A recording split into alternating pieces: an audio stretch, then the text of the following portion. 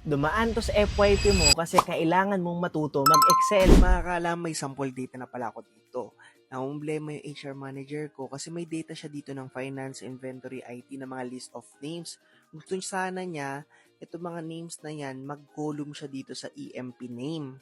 So, ganito pa rin yung ginagawa niya, kino-control C niya, tapos itatranspose niya dito, paste, parang ganyan. Tapos, ikakopy ulit yan, tapos dito, magpipaste ka ulit ng, then may transpose kang ginamit.